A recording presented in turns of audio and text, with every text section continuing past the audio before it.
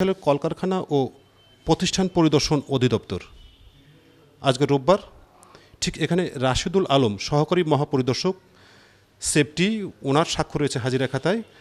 আরেকজন রয়েছেন তানিয়া আক্তার ক্রম পরিদর্শক, ওনার স্বাক্ষর আছে। এবং এখন বাজছে 10:56 আজকের রবিবার।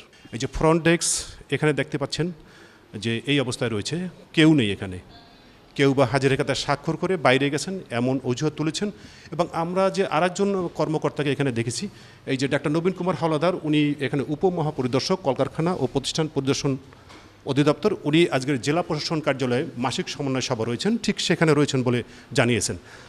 আরেকজন এখানে যে রয়েছেন যে কর্মকর্তা, উনি এই যে অফিস সময় ফ্যান চালিয়ে রেখে উনি কোথায় গেছেন ওনাকে জিজ্ঞাসাবাদ করলে উনি বললেন যে উনি ব্যাংকে গেছেন। আপনি কোথায় গেছিলেন তখন? আমি একটু ব্যাংকে গেছিলাম। ফ্যান চলছিল কেন? হয়তো কোনো কারণবশত হয়তো ভুলে আর কি হয়তো বন্ধ করতে ভুলে গেছিলাম, এই জন্য হয়তো এই ছিল।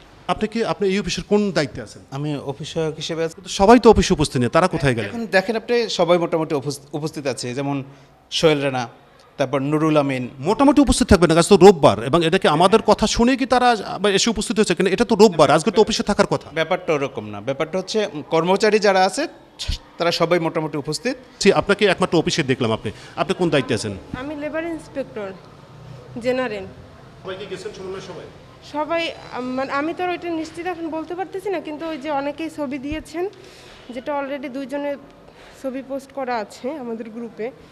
মানে সমন্বয় সভা শুরু হলে এই যে স্যার, কারণ অনেক সময় তো জেলায় সমন্বয় সভা, যেমন এই যে স্যার গিয়েছেন, ছবি দিয়েছেন একটু আগে। সব মিলিয়ে এই অফিসটা আসলে যে কী অবস্থা, এখান থেকে যে সেবা পাওয়াটা, পরিষেবা পাওয়াটা যে মানুষের জন্য আসলে খুবই দুষ্কর। আমরা সেই ধরনের কথাই শুনছি গ্রাহকদের কাছ থেকে। বিধান সরকার 71 কলকারখানা ও প্রতিষ্ঠান পরিদর্শন অধিদপ্তর, বরিশাল।